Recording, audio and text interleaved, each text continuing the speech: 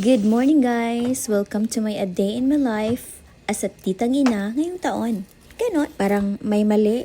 Parang mali yata yung desisyon ko ba na dito sila nag-aral sa akin kasi palagi akong gumigising ng maaga. Oh, meresi, pala desisyon ka kasi. Chares. Sige na nga, wala naman ako magagawa kasi nandito na sila. Alam nga naman, ibalik ko pa sila doon sa bukid. At saka tulong ko na lang din to kay mama at kay papa kasi simulat sa pool sila naman nag-aalaga ng mga batang ito. Inasan ba ang mga magulang ng mga batang ito? Siyempre, yung nanay, nag-aanap na buhay, tapos yung papa, cannot be rich. Hoy, cannot be rich. Buhay pa naman. Huwag na sana sila mag-alala kasi mga anak nila, alagang-alaga ko po dito. O, tingnan mo naman yung ulam namin. O, bulad.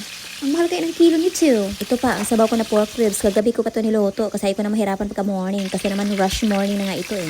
Actually, dugay na sila nag-request og magbulad ako nung may kadugay na daw may wala nakakaon og bulad. O, ayan, ito na, pang pamahaw na bulad. At saka, lagi nilang sinasabi sa akin na sila nila ko nung bahala sa kanilang baon at saka breakfast. Ang tanong, makapag-almusal kaya?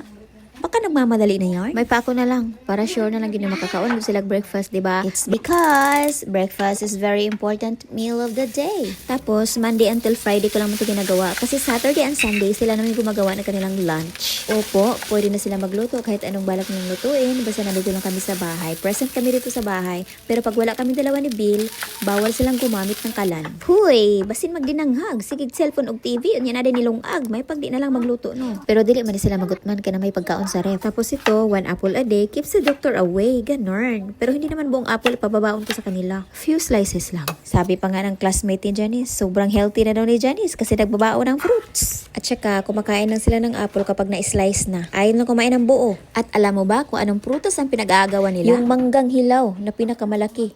Manggang kabayo ba yun? O manggang decebo, something. Basta malaki na hilaw na mangga. Tapos dito ko pahihinugin sa bahay. Tapos yun ang kakainin nila. Naku, parang patay gutom pa nga kung kumain. Kala mo naman hindi nakatikim na mangga ever since. Kung kaning bataan na ni, saka pa niya i-prepare kumulakaw na giaran siya na pagkagabi, bungkag na po. Diba? Araw-araw na lang akong merong madiskubre ng kanilang mga pag-uugali. Ayan, kakain na sila ng almusal. Hindi talaga yan magsasawa sa fried rice, day. Ito pala yung lunch nila, ulam burger from CDO. CDO, bigyan namin. Charot. Usahay mingon sila, daghanan ako na akong ginabutang na baon. Ginatuyo na ako na siya. Kaya nga no, para dili na magasto ang inyong baon pagkahapon. O, imo na lang tiwason inyong baon. Ang tanong, tiwason ka? Aba, syempre naman, kasi meron akong karampatang parusa sa kanila kapag hindi nila inubos ang kanilang pagkain. At saka mas okay na yung mamigay kasi magtapon ng pagkain, diba? Syempre, uubusin pa rin nila hanggang pagdating dito sa bahay kasi nga kaltas 5 pesos sa kanilang baon kapag hindi naubos yung kanilang lunch. Syempre, mas ayaw nila yon. Walang choice. Kanang duha ka dalaga, nangatawa pa ni sila habang nagkakaon kay ngano ang bulad lagi. Nay, may kaamoy daw yung bulad. Oh, ano yung kaamoy ng bulad? What?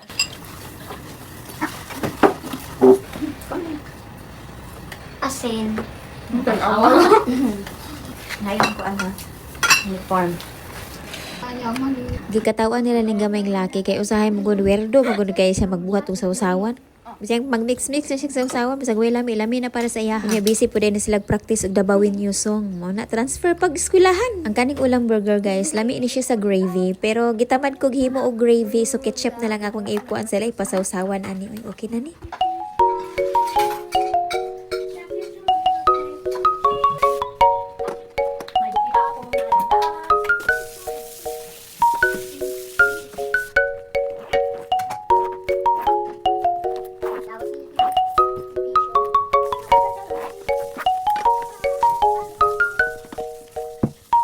Yung dalawang dalaga naman, tapos ang kumain. Tapos itong batang lalaki na ito, ang bagal talaga nito kumain. Minsan pa nga, natutulala pa yan. Nagsimula na silang mag-ready. At saka nagsimula na rin akong magligpit na pakunti-kunti para hindi naman masyadong makalat. Kasi minsan talaga pag umaalis na sila, ang kalat ng bahay. At pagkatapos kong magligpit niyan, ako, balik tulog si auntie. Ay ano pa ba? At pinagtabi ko na rin yung mga envelope at saka mga bags nila para wala na talaga silang makalimutan. At dahil nga, hindi na normal ang init ng araw ngayon, kailangan silang mag-sunscreen. Pinupush ko talaga silang mag-sunscreen everyday kasi nga para maalagaan yung mga skin nila habang bata pa sila. Opo, kailangan mag-sunscreen ang mga bata dahil ang balat nila ay manipis pa at very sensitive kaysa sa atin. Kaya mas madali silang madamage ng araw. Pero hindi ibig sabihin na kahit nasa lilim ka, safe ka na. Dahil 80% ng UV rays nakakadaan pa rin sa ulap, lilim at bintana. Kaya kahit maulap, hindi mo pa rin mag-sunscreen. Kaya nga loyal ako sa product na ito dahil nga walang amoy, hindi pa siya malagkit, kaya user-friendly talaga ng mga kids. Kaya ano pang hinihintay mo? Mag mag-check out ka na dyan sa Yellow Basket or sa comment section. So ayan, tapos na ang ating patalastas ha.